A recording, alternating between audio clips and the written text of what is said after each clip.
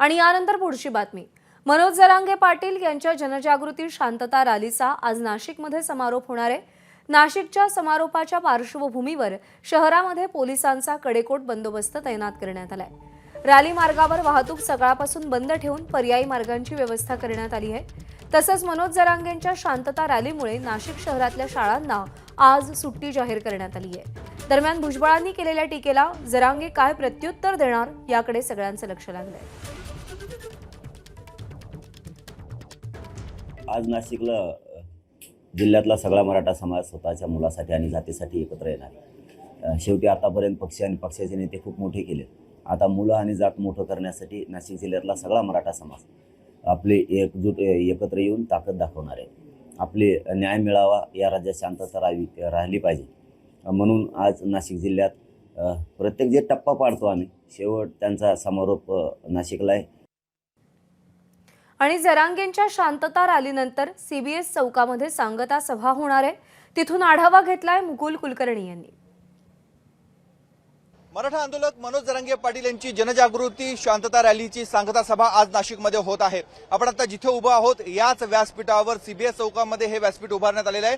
इथूनच मराठा समाजाला मनोज जरांगे पाटील मार्गदर्शन करणार आहेत। आपण मागच्या बाजूला बघतोय की छत्रपती शिवाजी महाराजांची भव्य मूर्ती इथे उभारण्यात आलेली आहे। पोलीस दलाचं मोठं इथे संरक्षण देण्यात आलेलं आहे। डॉग स्क्वॉडच्या माध्यमातून ठिकठिकाणी तपासणी देखील केली जात आहे। संपूर्ण या परिसराला छावणीचं स्वरूप देण्यात आलेलं आहे। तपोवनापासून या रॅलीची सुरुवात होणार आहे। तपोवन, पंचवटी कारंजा, रविवार कारंजा, मालेगाव स्टँड अशा मार्गाने ही रॅली जिल्हाधिकारी कार्यालयापासून या ठिकाणी येणार आहे आणि सीबीएस चौकामध्ये सांगता सभा होणार आहे। 7 तारखेपासून मनोज जरांगे पाटील हे पश्चिम महाराष्ट्राच्या दौऱ्यावर होते।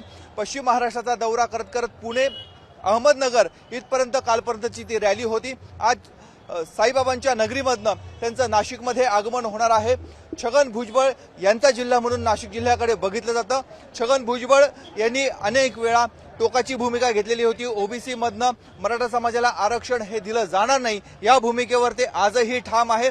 त्यामुळे ओबीसी मधनंच आरक्षण मराठा समाजाला मिळावं ही भूमिका जरांगे पाटील यांची। त्यामुळे आजच्या सांगता सभेकडे सर्वांचं लक्ष लागलेलं आहे।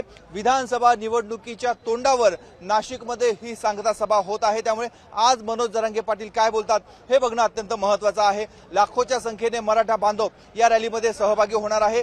2 ते 2.5 हजार स्वयंसेवक या रॅलीचं संपूर्णपणे नियोजन करत आहेत। हजारोच्या संख्येने पोलीस दल देखील ठिकठिकाणी तैनात असणार आहे। जे नाशिकच्या चांदवड या भागातून येणारे त्यांच्यासाठी वेगळी वाहन व्यवस्था आहे। पेठ दिंडोरीकडनं येणाऱ्यांसाठी वेगळी वाहन तळ व्यवस्था करण्यात आलेली आहे। त्यामुळे संपूर्ण नियोजन करण्यात आलेलं आहे। ज्या पद्धतीने मराठे मोर्चे निघत होते तसंच नियोजन आजच्या रॅलीचं देखील करण्यात आलेलं आहे। कॅमेरामन मयूर बारगेसह मुकुल कुलकर्णी, एबीपी माझा, नाशिक। एबीपी माझा, उघडा डोळे बघा नीट।